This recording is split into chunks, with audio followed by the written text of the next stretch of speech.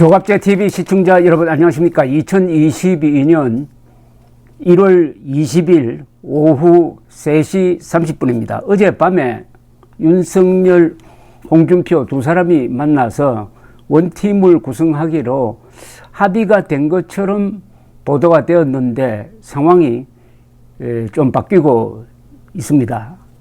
윤석열 후보는 어제 회동의 내용을 이야기하지 않는데 홍준표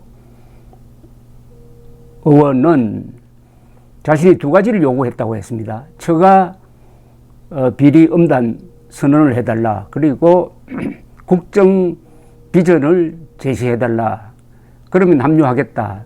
상임 고문을 맡겠다는 이야기를 했다고 하는데 오늘 문화일보, 석간 문화일보에 보도된 내용은 이 내용과 좀 차이가 있습니다. 윤석열 국민의힘 대선 후보와 홍준표 의원의 비공개 만찬 회동에서 홍 의원이 국회의원 재보궐선거에서 특정 지역에 대한 전략 공천을 요구한 것으로 드러나면서 대선 전 원팀을 이루어 선거 캠페인을 치르려던 구성이 흔들리고 있다고 아주 단정적으로 보도를 했습니다. 이 기자는 말하자면은 정보를 확인했다는 건데 뭐 알려졌다 이런 식으로도 보도하지 않습니다. 아마 윤석열 후보 측으로부터 또는 본인으로부터 확인을 한 내용인 듯 합니다. 윤 후보는 오늘 당사에서 생활 공약을 발표한 후 질의응답에서 저는 공천 문제에는 직접 관여할 생각이 없다고 선을 그었답니다.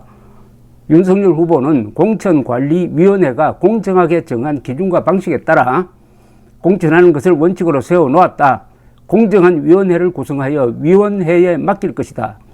훌륭한 의원이 오면은 국정 운영에 도움이 되는 면이 있겠지만 기본적으로 국민의힘이 국회의원 선거를 어떤 식으로 치를지에 대한 국민에 대한 애티튜드, 태도라고 강조를 했습니다. 문화일보가 취재를 종합해서 내린 결론은 이렇습니다. 홍준표 의원은 어제 만찬회동에서 윤석열 후보에게 서울 종로의 최재형 전 감사원장, 대구 중남구의 이진훈 전 대구 수성구청장을 각각 전략 공천해야 한다고 요구한 것으로 알려졌다고 합니다. 전략 공천이라는 것은 그냥 지명식으로 내리꽂는 걸 말하는 거죠. 최재형 전 원장은 지난해 10월 국민의힘 대선 경선 2차 컷오프 탈락 이후 홍준표 의원에 대한 지지를 선언한 바 있는 분입니다. 홍 의원은 전날 윤 후보와 2시간가량 비공개 회동 후에 국정 운영 능력을 담보할 만한 조치와 처가 비리를 엄단하겠다는 대국민 선언을 요구했다고 밝혔는데 오늘 오전에는 그것 말고 홍 의원이 요구한 것이 따로 있었다는 게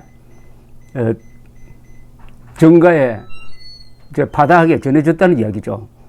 그런데 이 요구에 대해서 윤석열 후보는 확답을 하지 않았다고 합니다.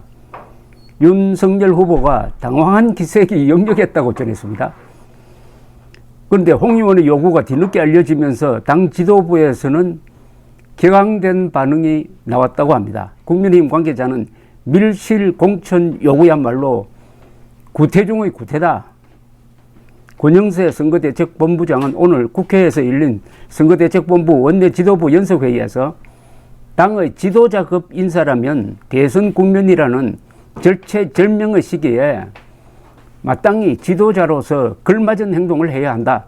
만일 그러지 못한 채 구태를 보인다면 지도자로서 자격은커녕 당원의 자격도 인정받지 못하는 것을 명심해야 한다고 아주 강하게 이야기했네요. 이 발언을 두고 일각에서는 홍준표 의원을 겨냥한 말이라는 추측이 나오기도 했다고 합니다.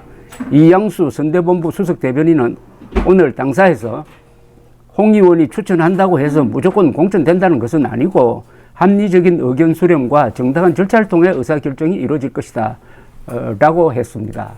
자, 그런데 여기에 좀 생각을 보탠다면은 홍준표 의원이 윤석열 후보의 당선을 돕는 것은 이거는 권리가 아니고 의무입니다. 또 본인도 그런 약속을 했잖아요.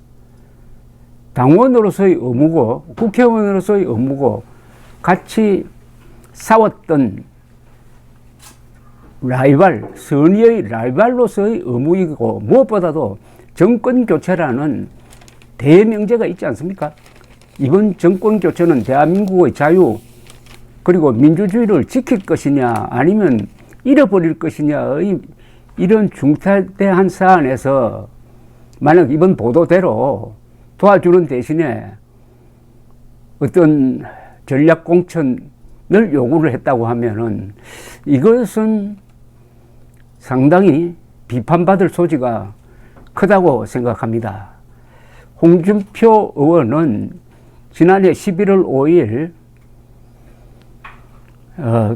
윤석열 후보가 후보로서 당선 확정이 되었을 때 아주 근사한 이야기를 했습니다. 자신은 경선 흥행을 도우는 역할로 이제 만족한다. 말하자면 백의종군하겠다는 뜻을 밝혔는데 그 뒤에 계속 윤석열 후보를 비판하는 윤석열 후보로서는 상당히 아픈 글을 많이 남겼습니다. 그러다가 며칠 전부터 그런 비판을 줄이고 이제 합류할 뜻을 보이는 모양이다. 라면서 홍준표 의원을 비판하던 사람도 상당히 잘 되었다. 이제는 라이벌끼리 뭉쳐야 한다. 말하자면 링컨이 남북전쟁을 지도할 때 그 내각을 라이벌로 구성했다 해가지고 팀 오브 라이벌스라고 그러는데 윤석열 후보가 그렇게 하겠구나 하는 기대가 있었는데 하루아침에 이 분위기가 싹 바뀌고 말았습니다. 이것은 무엇보다도 홍준표 의원의 미래에 아주 별로 좋지 않는 어떤 그림자를 들이부는 게 아닌가 하는 생각이 듭니다. 물론 이 문화일보 보도는 좀 확인이 필요한 사안인데 문화일보 기자가 단정적으로 한 걸로 봐서 그렇게 흩은 소리는 아니지 않느냐 하는 생각이 듭니다. 제 기억에 생생한 게 있습니다. 제가 기자 생활을 1971년에 했습니다. 그때 야당 대통령 후보는 김대중 씨였습니다. 그런데 그 전해에 야당 전당대회에서 김대중, 김영삼이 그리고 이철성 세 사람이 붙었습니다.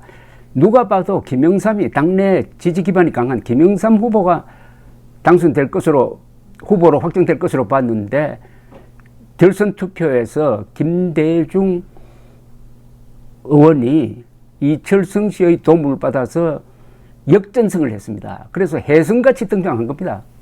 아주 역사적 전당대회였습니다. 그런데 1971년 4월 대통령 선거에서 부산에서 큰 대규모 집회가 있었습니다. 저는 초년생 기자로서 거기에 갔습니다. 그때 놀랍게도 김영삼 후보가 아니죠. 그때는 김영삼 의원이 김대중 후보의 찬조 연설을 했습니다. 찬조 연설은 그 부하가 하는 거거든요. 그런데 그 자존심 상한 걸 다 꺾고 찬조 연설을 아주 열정적으로 했습니다. 부산 시민들에게 자기의 정치적 고향 아닙니까? 그때 김영삼이 아주 존경스럽게 보였습니다.